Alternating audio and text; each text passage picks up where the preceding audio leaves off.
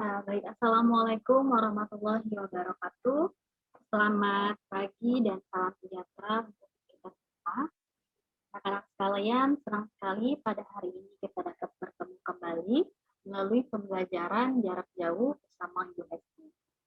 Hari ini pada mata pelajaran ilmu pengetahuan alam, kita akan membahas mengenai materi peran tanah dan keberlangsungan kehidupan.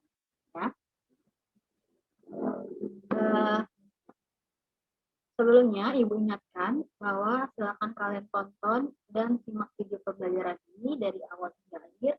Jangan ada yang di-skip atau yang dilewati, karena nanti akan ada beberapa pertanyaan di tengah-tengah video yang harus kalian jawab di kolom komentar. Dan pada akhir video pembelajaran juga akan ada penugasan yang harus kalian selesaikan di video. Nah, yang pertama kita bahas mengenai peran tanah bagi kehidupan. Seperti yang kita ketahui ya, anak-anak sekalian pasti pernah melihat tanah, karena tanah itu sangat dekat dengan kita. Di rumah, di sekolah, dimanapun kita berada, itu kita pasti melihat tanah. Nah, berapa peran tanah? Yang pertama, ini adalah sebagai tempat hidup hewan dan bakteri. Ya, coba kalian amati tanah di sekitar rumah kalian masing-masing. Ketika di dalam tanah itu banyak hewan-hewan kecil yang tinggal. Misalnya ada cacing, kan, ada semut, nah, atau serangga maupun bakteri yang ukurannya itu mikro atau kecil yang tidak dapat kita lihat. Dan di tanah juga itu tempat tinggal hewan-hewan lain seperti misalnya kambing, sapi, itu pasti dia tempatnya bertinggal hidup itu pasti di atas tanah. Kemudian yang kedua, tempat tinggal dan beraktivitas makhluk hidup. Ya, misalnya nih, pada gambar ada contoh sekelompok anak-anak yang bermain sepak bola. Itu dia pasti beraktivitasnya itu di atas tanah. Tentu. Atau kita punya rumah, punya sekolah yang dibangun juga tentu di atas tanah. Kita beraktivitas itu di atas tanah. Yang ketiga, penyedia unsur hara tumbuhan. Nah, tanah itu berperan untuk atau memiliki arti penting bagi tumbuhan karena untuk mendukung kelangsungan kehidupan tumbuhan ya selain tempat tinggal bagi hewan dan manusia, tumbuhan ini sangat memerlukan yang namanya tanah karena tanah akan memberikan unsur hara, air untuk tumbuhan. Kemudian akar itu media tumbuhnya juga adalah tanah. Maka tanah sangat berperan bagi tumbuhan.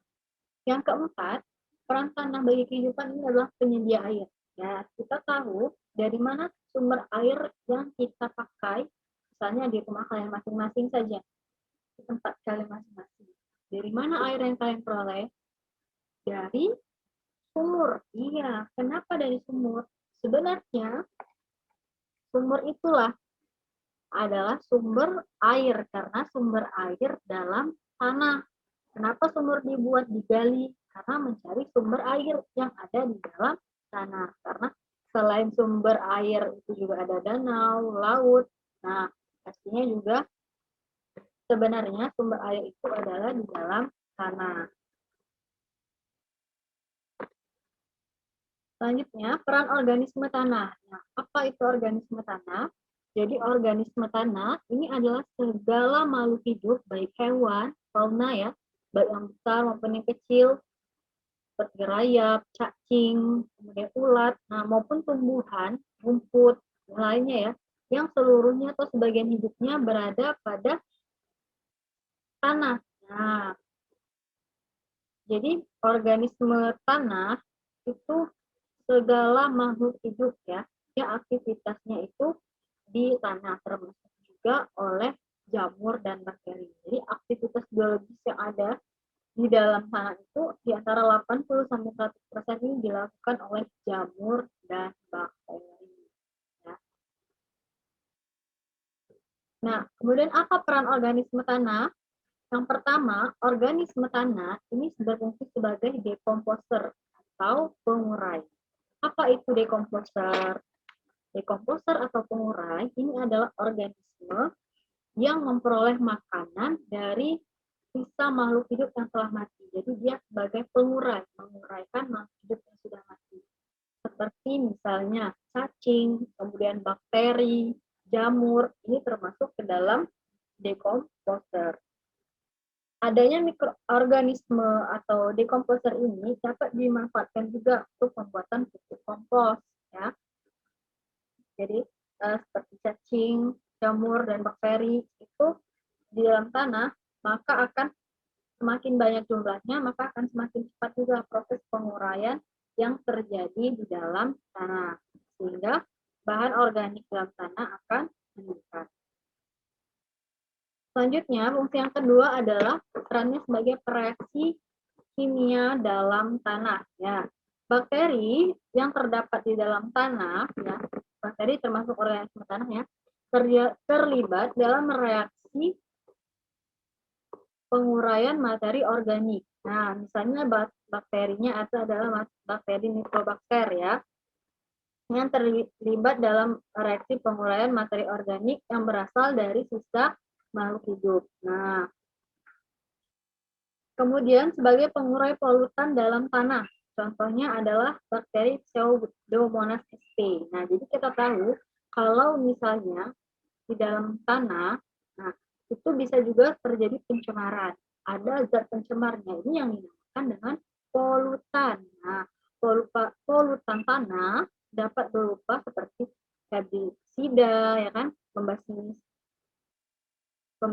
hama ya, kemudian dari yang dihasilkan dari limbah pertanian, limbah rumah tangga, pencemaran lingkungan ya, dan juga timbal, limbah industri dan lainnya. Nah, beberapa jenis bakteri ini menguntungkan karena dapat digunakan sebagai pengurai polutan tanah. Contohnya ini bakteri Pseudomonas sp dapat mengatasi pencemaran minyak karena dengan memanfaatkan minyak ini sebagai sumber makanan. Nah, jadi bakteri ini akan mengurangi yang namanya pencemaran minyak.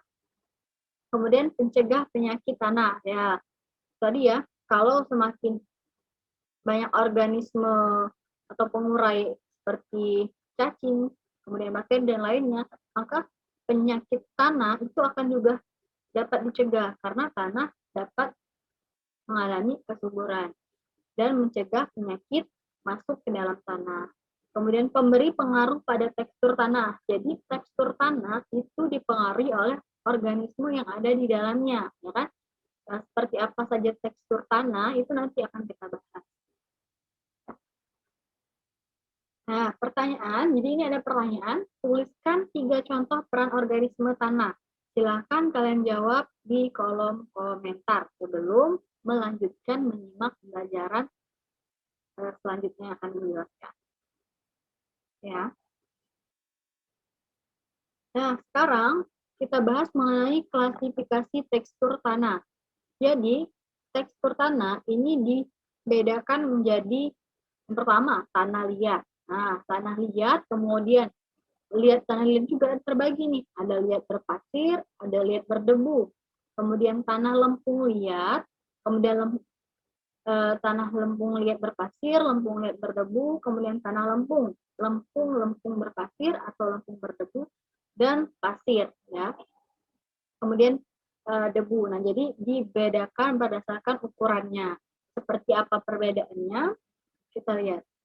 Nah, jadi tanah liat dan tanah lempung itu memiliki perbedaan. Kalau tanah liat, ya, kalian lihat, perhatikan tanah di sekitar kalian nih. Tanah liat itu adalah tanah yang lentur dan sulit ditembus oleh air. Nah, berwarna lebih terang dibandingkan dengan tanah lempung. Tanah liat merupakan tanah yang tidak banyak mengandung campuran pasir dan batuan kecil.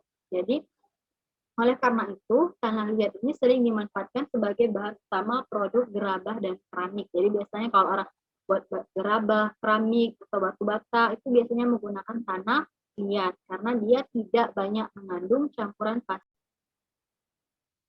Nah, baik kita lanjutkan ya. Jadi kalau tadi tanah liat, sekarang tanah lempung. Nah, tanah lempung ini adalah tanah yang terdiri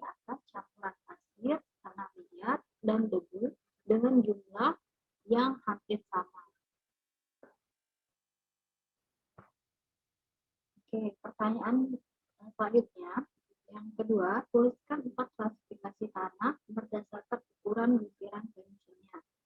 Dan yang ketiga, apa perbedaan tanah liat dan tanah lempung? Silakan dijawab di kolom komentar. Selanjutnya kita bahas mengenai kesuburan tanah.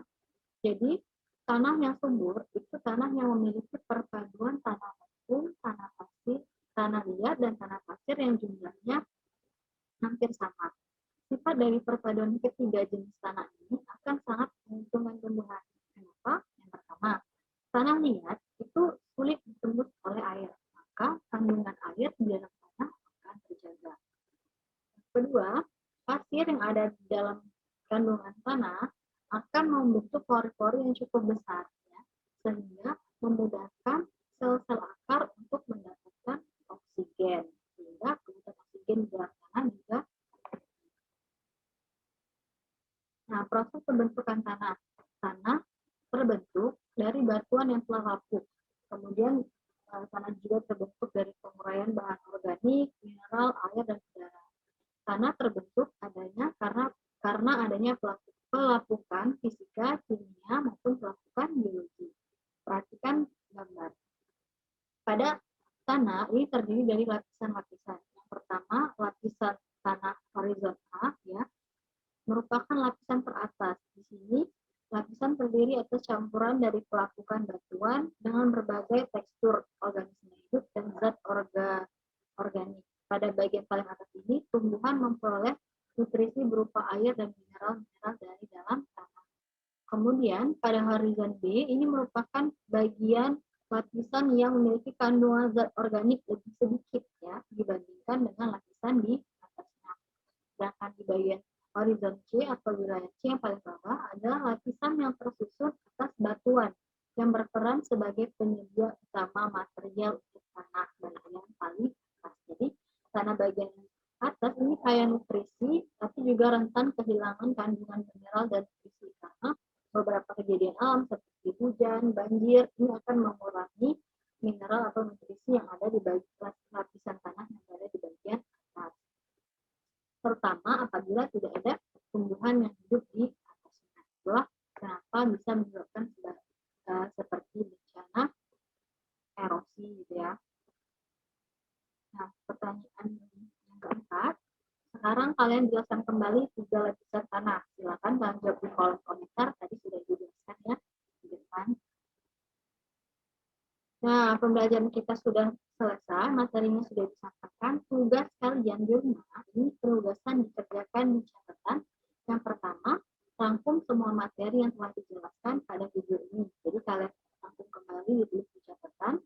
Kemudian pertanyaan kedua, adakah tanah di permukaan bumi yang tidak mengandung organisme tanah? Apakah organisme tanah dapat musnah dan punah? Dan bagaimana cara menjaga agar organisme tanah tetap lestari? Dan ketiga, coba kalian cari aktivitas apa atau kegiatan apa yang dapat kita lakukan untuk menjaga tanah agar tetap lestari dan dapat menjalankan perannya dengan baik. Kalian dapat bertanya juga kepada orang tua atau keluarga yang ada di rumah. Silakan kalian kerjakan di catatan dan dikumpul di hari Selasa 6 Maret 2020.